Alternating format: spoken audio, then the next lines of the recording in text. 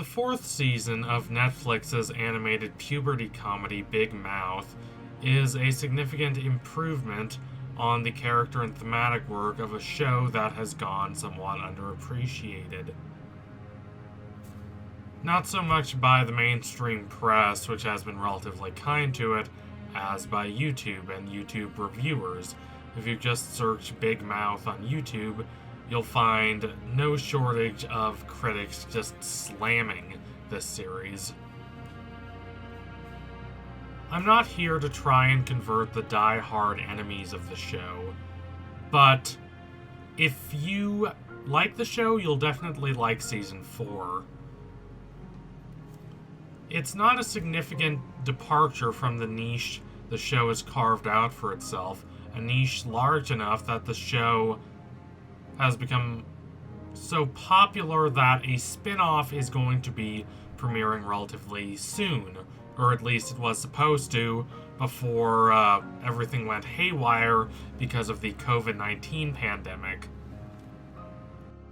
But even if you're not a longtime fan of this show, if you're just someone who's interested in it and you're wondering if Season 4 is a good place to start watching, I can tell you right now that it is.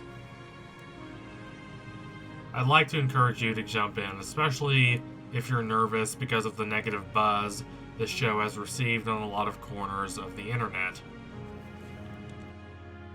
Can I guarantee that you'll like the show? No, of course not. But if you watch a couple episodes and decide it's not for you, what have you lost? It's not like you've sunk money into a car or a college. It's just a little bit of a time investment. The episodes aren't even that long. If you watch a few episodes and decide you don't like it, you can move on. But I do recommend at least watching a few episodes. You might find yourself liking this show a lot more than you anticipated. For the uninitiated, Big Mouth is a show focusing on the lives of kids in New York City going through puberty. And it personifies the problems of puberty in ways that are always gross and oftentimes quite clever. It is true that there are more than a few bad ideas and eye-rolling jokes here and there, but it is not quite fair to claim that the show is nothing but mere gross-out humor. The animation is not particularly sophisticated, but that's not necessarily a problem. BoJack Horseman has a simplistic animation style compared to even the average anime coming out of Japan. But that does not detract from the quality of the show, far from it. In fact, that show managed to use its more worn, haggard, almost decaying look to its advantage. Now, I am not saying that Big Mouth is as good as BoJack, or even that it looks as good as BoJack animation-wise. What I am saying is that too many people have discredited this show because of its admittedly extensive use of gross-out humor, instead of actually examining what it is saying about this awkward, uncomfortable stage of our lives.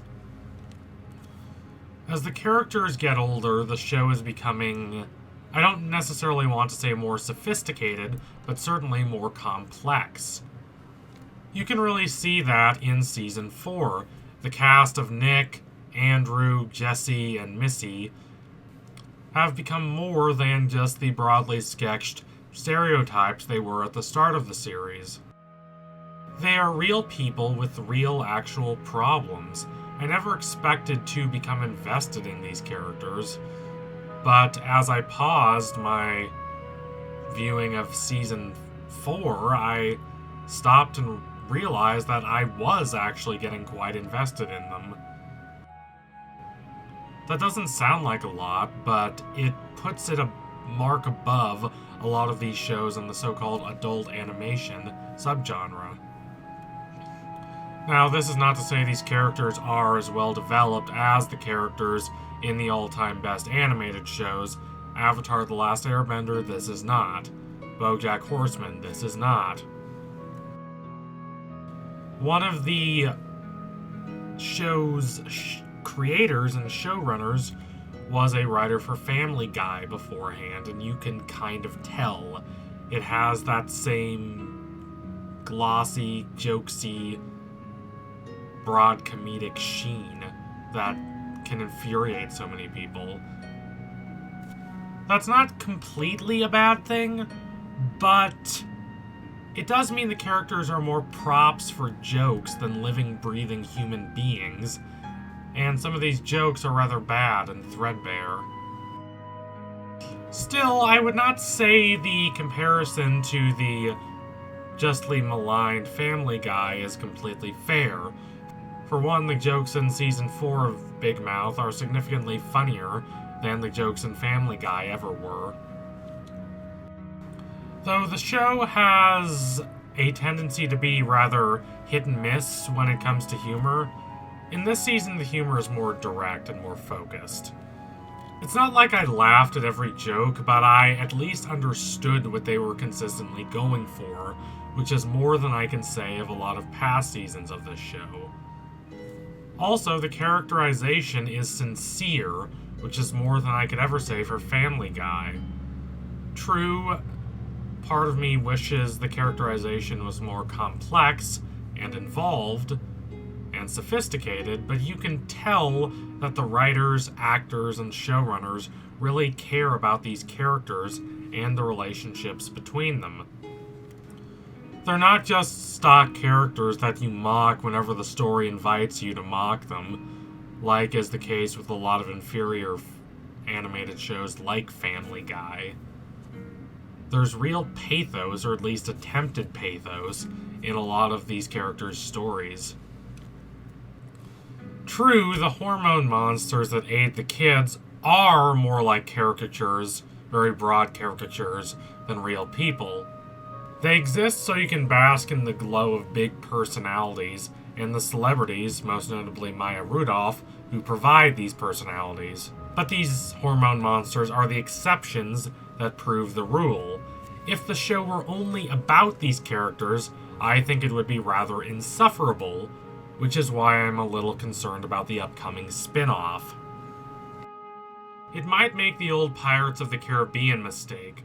By that I mean it might lean into the show's most iconic characters without realizing that what makes those characters work is seeing these big explosive personalities play off ordinary people just trying to get on with their lives.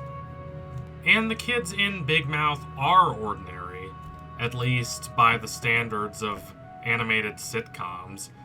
Kid characters in these kinds of shows tend to be unordinary, and that's the joke, but the joke can kind of run dry quickly.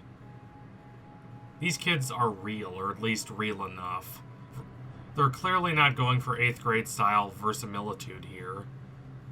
But that's fine. What matters is that these characters feel as awkward and uncomfortable and like they're struggling to find their way in the world as ordinary kids do at that age. And they do. Previous seasons of the show broke that immersion a little, and that's the reason why the show never worked as well for me as it could have. But Season 4 does a lot to consistently maintain that immersion in the lives of these kids. Like a lot of shows that emphasize everything gross and disgusting about going through puberty, it's not actually for kids going through puberty. To be clear, I'm not saying you can't watch it if you're a kid going through puberty. I'm not going all Tipper Gore and saying, oh, it's so inappropriate. No, if you want to watch the show and you're that age, go right ahead. But the target audience is more people in their late teens and 20s, and perhaps even later, who wince as they look back on that time in their lives, seeing how alienated and uncomfortable they were at that age. It's a time when you don't know what you're doing or where you're really going, being stuck between childhood and adulthood. Everyone tends to hate you, there's so much competition about things that don't really matter, and your own body is turned against you. As a silly but ultimately earnest portrait of that time in your life, Big Mouth Season 4 is a success. Does it still rely too heavily on gross-out humor? Sure, yeah. Are some of its plot lines a little stale at this point? Yeah, I'll admit that. But the show is sincere enough that, if you're like me, it's really hard to mind any of that. I wouldn't say it's an all-time masterpiece, but it is the best season of this show. It's the season I would most recommend. If you're already a fan of this show, I'm sure you'll love it. If you're on the fence about getting into this show, Season 4 is a great place to jump right in. So thank you all for watching. If you liked what you saw today, don't forget to like and comment and subscribe. Donate to my Patreon if you can and you want to see more videos like this. If you're new here, I really recommend checking out the other videos on my channel. There are videos on Avatar: The Last Airbender, The Dragon Prince, She-Ra, The Owl House, a lot of other animated shows that I really like. I really am interested, though, to see where Big Mouth goes from here. So many of these adult animated shows run on too long and just kind of fade into obscurity. I hope that this show ends within a reasonable time frame, and I hope it sticks the landing. I think it has it in it. It's a good show, better than I thought it would be, and I think all the criticism it's gotten is a little unfair. Anyway, tune in soon for my next analysis. It will be coming soon.